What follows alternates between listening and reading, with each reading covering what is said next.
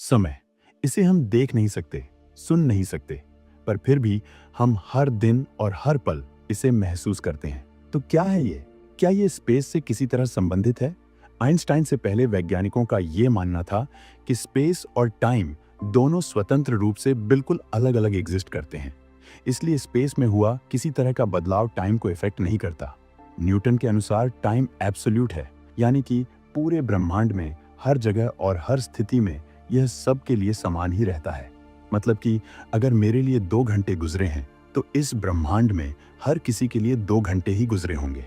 चाहे वो बृहस्पति ग्रह पर हों, किसी ब्लैक होल के नजदीक हों, या फिर किसी ऐसे यान में यात्रा कर रहे हों जिसकी रफ्तार काफी ज्यादा हो।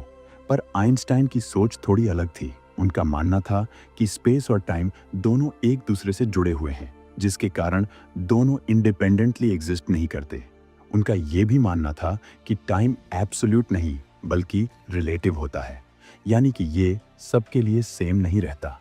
अलग अलग परिस्थितियों में समय अलग गति से गुजरता है। रिलेटिविस्टिक कॉन्टेक्स्ट में देखें तो हम स्पेस और टाइम को अलग नहीं कर सकते। दरअसल समय के गुजरने की गति किसी वस्तु के वेलोसिटी और उसके ग्रेविटेशनल फील्ड पर निर्भर करता है। अगर मेरा ग्रेविटेशनल फील्ड और वेलोसिटी आपके ग्रेविटेशनल फील्ड और वेलोसिटी से अलग है, तो हम दोनों के लिए समय के गुजरने की गति भी अलग-अलग होगी। ग्रेविटी और वेलोसिटी के बढ़ने पर समय के गुजरने की गति धीमी हो जाती है। चलिए कुछ उदाहरण से इसे समझते हैं। चूंकि बृहस्पति ग्रह का आकार हमारी पृथ्वी से बड़ा है, इसकी ग्रेविटी भी हमारी पृथ्वी से ज्यादा है। इस कारण बृहस्पति ग्रह पर समय पृथ्वी के मुकाबले धीमा गुजरेगा। यानी कि अगर कोई मनुष्य बृहस्पति ग्रह पर जाकर रहने लगे, तो वो पृथ्वी पर रहने वाले मनुष्यों की तुलना में ज्यादा दिन तक जिंदा रहेगा, क्योंकि वहां समय उनके लिए धीमा गुजरेगा। इसी तरह अगर हम किसी ऐसे यान में यात्रा कर रहे हो जिसकी स्पीड काफी ज्यादा हो, तो समय हमारे लिए धीमा हो जाता है। चलिए इसे भी एक उदाहरण से समझते हैं। मान लीजिए 2 जुड़वा भाई हैं, राम और श्याम। राम की एक सरकारी नौकरी लग जाती है, जबकि श्याम एक एस्ट्रोनॉट बन जाता है। अब एक स्पेस मिशन के लिए श्याम को पृथ्वी से दूर जाना है, तो जाने से पहले श्याम अपने भाई से मिलता है और उसके बाद यान में बैठकर निकल जाता है। चूंकि यान की रफ्तार काफी ज्यादा है, इसके अंदर बैठे श्याम के लिए समय पृथ्वी पर मौजूद उसके भाई राम के मुकाबले धीमा गुजरेगा। अब जब श्याम अपने 5 साल के बाद जब पृथ्वी पर लौटेगा, तो देखेगा कि उसका भाई बूढ़ा हो चुका है, जबकि उसकी उम्र में केवल 5 साल का ही इजाफा हुआ है। इन दोनों उदाहरणों को हम केवल एक तरह से ही समझा सकते हैं, और वो ये है कि स्पेस और टाइम दोनों एक दूसरे से जुड़े हुए हैं। टाइम डायलेशन और लेंथ कंट्रैक्शन का कॉन्सेप्ट काफी दिलचस्प है, जिसे हम आने वाले वीडियोस में और विस्तार से समझेंगे। आइंस्टाइन के अनुसार हर इनर्शियल फ्रेम ऑफ रेफरेंस के लिए लाइट की स्पीड फिक्स होती है। जैसे जैसे हम लाइट की स्पीड के नजदीक पहुंचते हैं, समय हमारे लिए धीमा होता जाता है। अगर हमारी स्पीड लाइट की स्पीड के बराबर हो जाए, तो समय हमारे लिए बिल्कुल रुक जाएगा। स्पेस और टाइम में होने वाले इवेंट को समझाने के लिए एक मैथमेटिकल मॉडल बनाया गया, जिसे हम स्पेस टाइम कॉन्टिन्यूम कहते हैं। आज की इस वीडियो में हम जानेंगे स्पेस टाइम के बारे में। तो मेरा नाम है अनिरुद्ध, और चलिए शुरू करते हैं आज की ये वीडियो। स्पेस टाइम को समझने से पहले स्पेस और टाइम दोनों को अलग अलग समझना जरूरी है। अगर बात करें स्पेस की, तो हमारे चारों तरफ जो भी है सब स्पेस का ही हिस्सा है। स्पेस में किसी ऑब्जेक्ट की पोजीशन को दर्शाने के लिए हम 3D ग्राफ का इस्तेमाल करते हैं, जिसमें एक्स, वाई और z एक्सिस होते हैं, जो लंबाई, चौड़ाई और ऊंचाई या गहराई को दर्शाते हैं। यानी कि ये हमारे 3 आयाम हो गए। अब अगर समय की बात करें, तो हमारे लिए इसे परिभाषित करना मुश्किल होगा, पर हम ये जानते हैं कि यह हर पल हमेशा आगे बढ़ता ही रहता है।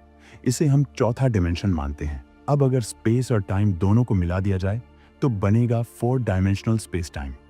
आइंस्टाइन ने कहा कि स्पेस और टाइम दोनों एक साथ स्पेस टाइम के रूप में जुड़े हुए हैं, और दोनों एक दूसरे के बिना एग्जिस्ट नहीं करते। पर क्या ये वाकई में सच है? आइए इसे एक उदाहरण से वेरीफाई करते हैं। मान लीजिए किसी सोशल मीडिया साइट पर एक लड़की से आपकी दोस्ती हो जाती है, जिसे आपने पहले कभी नहीं देखा, पर कई दिनों तक चैट करने के बाद आप दोनों एक दूसरे से मिलने के लिए सहमत हो जाते हैं। उससे मिलने के लिए आपको उसे स्पेस और टाइम दोनों बताना होगा, जैसे कि ताज होटल बुधवार 4 बजे शाम को। अगर इन दोनों में से कोई एक चीज आप उसे बताएं, तो उसके लिए आपको ढूंढना लगभग नामुमकिन होगा। जैसे कि अगर आप उसे कहें कि ताज होटल में मिलते हैं, यहाँ उसके पास ये जानकारी नहीं है कि ताज होटल में किस दिन और कब मिलना है। उसी तरह अगर आप उसे ये कहे कि बुधवार को शाम 4 बजे मिलते हैं, तो उसे ये नहीं पता होगा कि कहाँ मिलना है। यानी कि बिना स्पेस और टाइम को कंबाइन किए किसी इवेंट को समझना नामुमकिन है।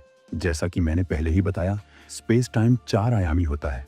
चूंकि 4 आयाम को विजुअलाइज करना हमारे लिए मुमकिन नहीं है, हम स्पेस टाइम को 2 आयामी ग्राफ के जरिए ही दर्शाते हैं, जिसमें एक्स एक्सिस स्पेस को दर्शाता है, जबकि वाई एक्सिस टाइम को।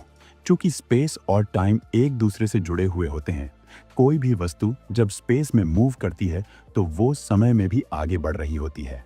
वीडियो में आगे बढ़ने से पहले आइए स्पेस टाइम ग्राफ के बेसिक्स पर थोड़ा नजर डालते हैं। मान लीजिए कोई ट्रेन दिल्ली से मुंबई की ओर जा रही है। अगर इसके मूवमेंट को केवल स्पेस के रूप में दर्शाएं तो ग्राफ कुछ ऐसा बनेगा। अब अगर इसके मूवमेंट को केवल टाइम के रूप में दर्शाएं तो ग्राफ कुछ ऐसा बनेगा। पर ये दोनों पूरी जानकारी नहीं दे रहे हैं, इसलिए जब स्पेस टाइम ग्राफ बनाएं तो ये कुछ ऐसा बनेगा। भौतिकी शास्त्री इस दुनिया को उस तरीके से नहीं देखते जैसा हम आम इंसान इसे देखते हैं।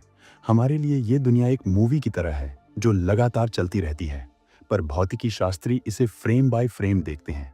चलिए जानते हैं कैसे। जब हम किसी तालाब में पत्थर फेंकते हैं तो हमें पानी में रिपल्स बनते हुए नजर आते हैं। ये एक कॉमन इवेंट है जिसे हमने और आपने अपने जीवन काल में कभी ना कभी जरूर देखा होगा। पर अगर इस इवेंट को फ्रेम बाय फ्रेम देखें तो ये कुछ ऐसा नजर आएगा।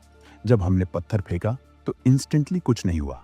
1 सेकंड बाद एक सर्कल बना, 2 सेकंड बाद 2 सर्कल बने और 3 सेकंड बाद 3 सर्कल बने। अब अगर इसे ध्यान से आप देखें तो ये एक कोन की तरह दिख रहा है।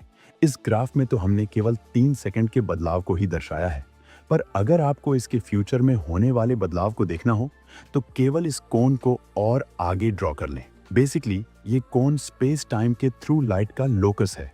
अगर इसमें हम टाइम के डायरेक्शन को उल्टा कर दें तो यही कोन उल्टा हो जाएगा और हमें इस इवेंट का भूतकाल मिल जाएगा। इस कोन को हम लाइट कोन कहते हैं।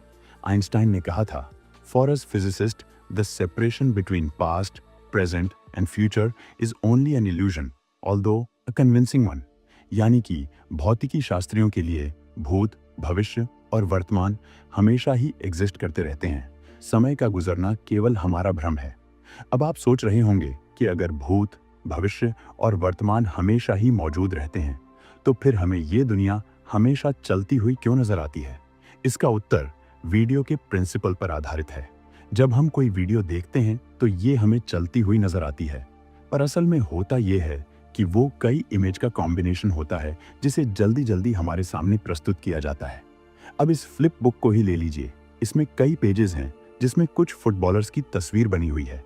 अगर हम इसके पेजेस को अलग अलग कर देखें तो इसमें सिर्फ रुकी हुई तस्वीरें हैं, पर अगर हम इन्हीं पेजेस को तेजी से आपके सामने लाएं तो ये आपको एक वीडियो जैसा आभास देगा। आपको लगेगा जैसे कि आप एक फुटबॉल मैच का वीडियो देख रहे हैं। इस समय भी पेजेस अपनी जगह पर बिल्कुल उसी अवस्था में मौजूद है, पर अब आपके देखने का नजरिया बदल गया है। भौतिकी शास्त्रियों के लिए ये दुनिया बिल्कुल ऐसी ही है। आशा करता हूं कि अब तक आप स्पेस टाइम को समझ चुके होंगे। अब सवाल उठता है कि स्पेस टाइम ग्राफ या डायग्राम बनाने का फायदा क्या है? दरअसल इसका फायदा यह है कि हम किसी इवेंट का छोटा ग्राफ बनाकर उसके फ्यूचर के बारे में भी बता सकते हैं और उसके पास्ट के बारे में भी। इसका सबसे अच्छा उदाहरण बिग बैंग है। आज के ब्रह्मांड के स्वरूप को स्पेस टाइम डायग्राम बनाकर हम इसे आसानी से बता सकते हैं कि ये भूतकाल में कैसा रहा होगा, फिर भविष्य में ये कैसा होगा। उसी तरह हम किसी भी ग्रह के वर्तमान के स्पेस टाइम डायग्राम के आधार पर ये आसानी से बता सकते हैं कि 10 साल पहले वो ग्रह इस समय कहाँ रहा होगा, या फिर आज से 10 साल बाद वो इस समय कहाँ रहेगा। तो है ना ये स्पेस टाइम डायग्राम दिलचस्प। स्पेस टाइम के कॉन्सेप्ट के कारण ही आज हम गुरुत्वाकर्षण बल को बेहतर तरीके से समझ पाए हैं। आपने सुना होगा कि ब्लैक होल के नजदीक मौजूद यान में बैठे लोगों के लिए समय धीमा हो जाता है, पर क्या कभी आपने ये सोचा है कि ये कैसे होता है? दरअसल इसे स्पेस टाइम के कॉन्सेप्ट से आसानी से समझा जा सकता है। अगर आप इस सवाल का उत्तर जानते हैं तो कमेंट के जरिए मुझे बताइए, और अगर आप ये चाहते हैं कि मैं इसे एक्सप्लेन करूं तो भी आप कमेंट के जरिए मुझे बताइए। दोस्तों, आज की इस वीडियो में बस इतना ही। आशा करता हूँ कि ये वीडियो आपको पसंद आई होगी। अगर ऐसा है तो इसे लाइक और शेयर करना न भूलें। अगर आप इस चैनल पर नए हैं तो इसे सब्सक्राइब जरूर करें। तो दोस्तों, मिलते हैं विज्ञान के एक और दिलचस्प टॉपिक के साथ अगली वीडियो में। तब तक के लिए धन्यवाद।